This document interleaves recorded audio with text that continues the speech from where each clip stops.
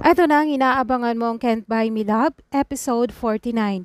Pumayag ng magtistigo si Bingo dahil sure siya na walang kinalaman si Bettina sa nangyari kay Edward, kaya nga nagpapasalamat si Wilson sa kanya. Humingi naman ng sorry si Ling sa abala kay Bingo pero sinabi ni Bingo na ayos lang. Tinawagan naman si Bingo ng kanyang lola at tinatanong kung naibigay na ang mga nilutong pagkain kay Ling. Habang nagbibideo call naman sila, napansin ng kanyang lola na nasa magandang lugar siya. Kaya nagsabi si Bingo na nakay Ling siya. Masayang masaya naman ang kanyang lola na makita si Ling sa video call. Humingi naman ng pasensya si Ling sa lola ni Bingo na hihiramin muna itong si Bingo. Nag-joke naman ang kanyang lola na wag nang ibalik si Bingo. Nagbilin pa ito na wag maging matakaw itong si Bingo.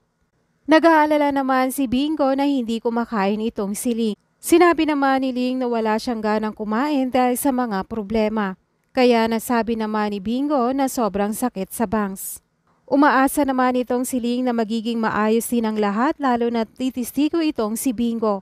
Paalala naman ni Bingo kay Ling na wag kakalimutang kumain dahil masarap namang kumain.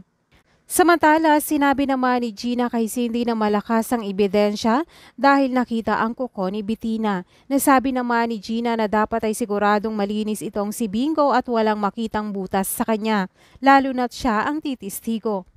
Gayunpaman habang nag-uusap naman si Bingo at si Ling, napansin sila ni Gina at may pag-aalala sa mukha ni Gina dahil titistigo itong si Bingo.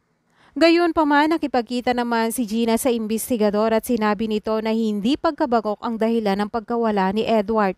Gulat na gulat naman itong si Gina nang makita niya ang resulta. Suggest naman ni Gina na gawin kung ano ang tama at bigyan ng hustisya ang pagkawala ni Edward.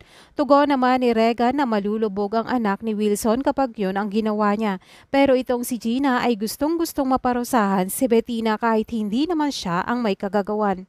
Sa kabilang banda naman, natanong ni Cindy at Wilson itong si Ling kung gaano niya kakilala si Bingo at kung may tinatago ba siyang baho at ang kanyang pamilya ay malinis ba. Dahil kung tutulungan niya si Bettina, dapat ay walang pwedeng lumabas na pwedeng itanong sa kanyang kredibilidad. Tugon naman ni Ling na reliable itong si Bingo. Dagdag pa niya na responsableng anak ito at gagawin ang lahat para sa kanyang lola.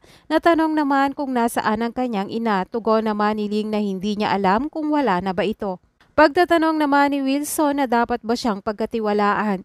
Tugon naman ni Ling na si Bingo ang nagligtas sa kanya noon at marami siyang kakilala sa Binondo at business-minded ito at hindi mapaglamang sa kapwa.